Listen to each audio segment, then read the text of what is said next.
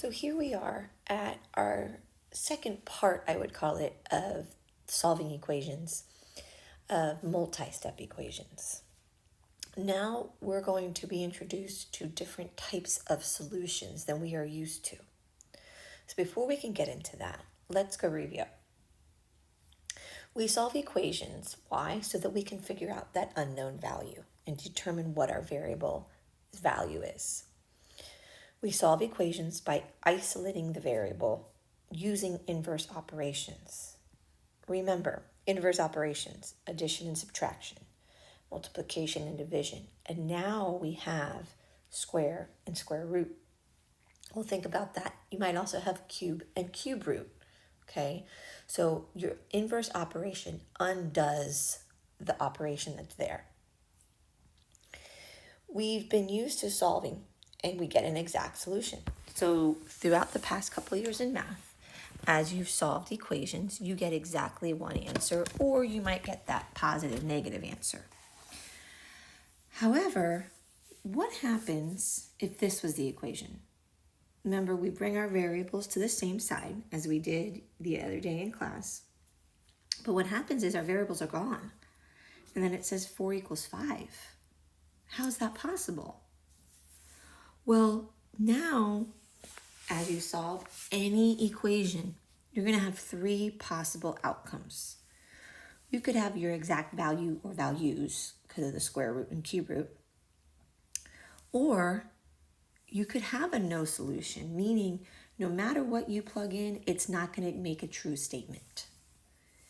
And then you could have, like we did with our truth values, any number. You could plug in any number and it makes that statement true.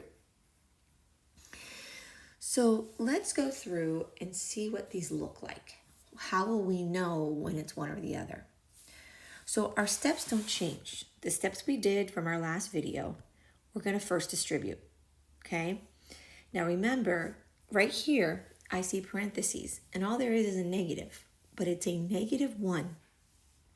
So I'm going to distribute a -1 inside here. So when I start writing, the 5x is just going to come down because it had nothing. Then I get -x, and then I get -4 because I'm distributing a negative. On the other side, the 10 just gets written. Nothing's happening yet. Then I distribute my -2 to get -2x. Now I have a -2 times a -8 gives me +16. So you got to treat negative signs and subtraction signs as the same, okay? A subtraction means negative. Negative means subtraction. So now that I've done step 1, my step 2 is to combine like terms on both sides. And we do that separately. So what I mean by that is here I have 5x and -x. If I combine those, okay, I'm going to do it on that side. Then I'm going to come over here. I have 10 and 16. So I'm looking at each side separately. So on my left, I end up with 4x minus 4. On my right, I end up with 26 minus 2x. Okay? Remember your step 3? Please, a lot of you aren't doing this. Some of you bring the constants together first. Always bring your variables to the same side first. You want to group them together. So I'm going to bring this 2x. Why? I like to have my variables on the left. You'll see why in a couple topics it's best to have it on the left. Okay, so I'm going to bring this 2x over. Well, it's being subtracted, so the inverse of subtraction is addition. But what I do to one side, I must do it to the other. That's my addition property of equality. So what that gives me is 6x, and then I write everything else. Nothing has changed with the -4 or the 26 yet. So now I'm at my step 4. Now I'm going to bring my constants. Remember, a constant is a number. So I'm going to bring this 4 over. Well, I do that by inverse operations. So I'm going to add 4 to both sides. That leaves me with 6x on the left and 30 on the right. Finally, If you've done step 1 through 4 correctly, obviously, we might make math mistakes, but that's okay. If you show these steps, Mrs. Nell and I can figure out where you went wrong. So step 5 is going to be to isolate the variable. Now, when we do this, you have one of two options to isolate. You're either going to multiply or you're going to divide. That's it. If you've done step 1 through 4 properly, you're going to multiply or divide. Since 6 is multiplying by the x, on this one, I divide by 6 and x equals 5. Now there is one more step, and that's to substitute it back in and check, but that is your correct answer, okay? So this is an example of when we get an exact solution. It's what you've been doing. It's what we did on the last section, okay? It's what you've been doing since 6th grade. Some of you probably since 5th. You just haven't had this many steps, okay? So let's see what this results in. No matter what, your step 1 is always distribute. There's going to be times you don't have to, but on this one we do. So I'm just going to bring down my 3x minus 13. There's nothing else to do. I'm going to distribute the 7 to get 7x to get 14. Remember, it's got to go to everything inside. Then I'm going to distribute my 4, but it's a negative 4. Do you notice that?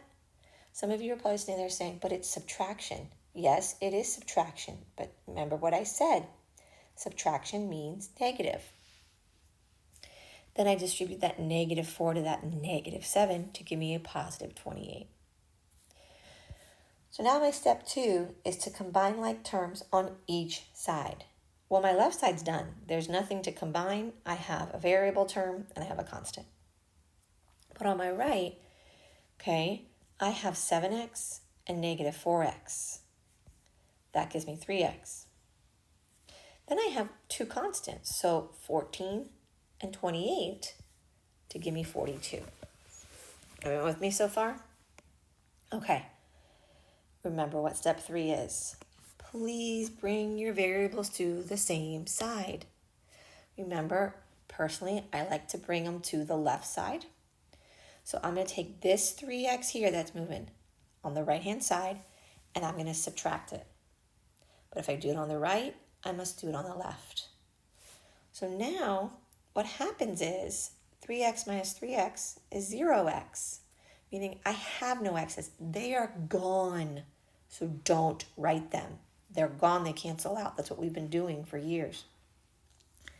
So all that's left on my left-hand side is negative 13, and what's left on the right is 42. So normally, I would bring my constants to the same side. Now, you want to do that, you can, but there's no point because there's no variable anywhere. And since there's no variable, I have nothing to divide or isolate. So now the question comes up, does negative 13 equal 42? Will it ever equal 42? I hope everyone's sitting there saying, no. So since the two sides don't equal, that's when we have a no solution. This is what it looks like. When your variables cancel out and the two sides are not equal, it is no solution. So right now, if you have to, pause the video, but listen to me why. I need you to write this sentence. When variables cancel and the two sides are not equal, it is no solution. You need to be able to identify when you're solving what is a no solution. Okay? So let's try this example. And I'm sure some of you are sitting there saying, oh, I know what this answer is, but you need to see what it looks like. Again, step 1 is going to be to distribute. We're going to distribute my 6 to get 6x minus 36. Bring down my 4, and I bring down the right side. Step 2 is to combine like terms. Well, in this problem, I only have like terms here. So when I combine them, I get 6x minus 32 equals negative 32 plus 6x. Now, at first glance, these two sides are not written identically. So let's bring our variables to the same side. How do I do that? Well, I'm going to bring my 6x here over to the left through subtraction. What ends up happening is I get negative 32 equals negative 32. So normally we would bring the constants, but again, I don't need to, and I don't need to isolate because there is no variable. So you have to ask the question, does negative 32 equal negative 32? Will it? Will it always? If your answer is yes, okay, that it's always going to equal, meaning and it's true, they always will, okay, that's your reflexive property. Your answer is all real numbers, or you could write infinitely many. Both of those answers would be acceptable, but don't write the number sign, write out the word numbers. And when is this the case? When variables cancel and the two sides are equal, okay? So it's super, super important that you are able to recognize if variables cancel and the two sides are equal, it's infinitely many. If variables cancel and the two sides are different, it doesn't matter what they are. If they're different, it's no solution, okay? So let's go practice. Let's do these two together, and then I'll give two for you to try on your own. So if you take a look at the left side, you have a quotient here. So first I would undo the 4. It's being divided, okay? So we're going to take this 4 and we're going to multiply both sides by 4. That leaves me with, on this left side, the 4 is canceling, and I have x minus 3. Well, 12 times 4 is 48. Now this is a one-step equation. I'm going to bring my 3 over through addition, okay, to get x equals 51. I got variables on both sides. I see parentheses. So again, step 1 is going to be to distribute. Okay, I'm going to distribute this negative 3. Remember, look what I did. Before I wrote it, I just transferred everything down that is not applying to the distributive, and I didn't change anything yet. So I get negative 3n, and then I get plus 12. With me? Okay. Now I'm going to combine like terms on both sides. 8n and negative 3n. So my left doesn't change. I haven't done anything. All I'm doing is combine the like terms. 5n plus 12. Bring your variables together. So again, yes, I'm going to result in a negative number, but that's okay. So I'm going to subtract 5n from both sides to get 14 minus 2n equals 12. Now I'm going to bring my constants to the same side. So I'm going to subtract 14. 2n equals negative 2. Now I'm at step 5. I'm going to divide to isolate this variable. I'm going to divide by negative 2, so my n equals 1. That right there is my final answer. So don't think that every single time it's going to be a no solution or an infinitely many. You have to go through and do the process, and it might start looking like it is, but it's not, okay? So now's your turn. Pause the video and try these two on your own.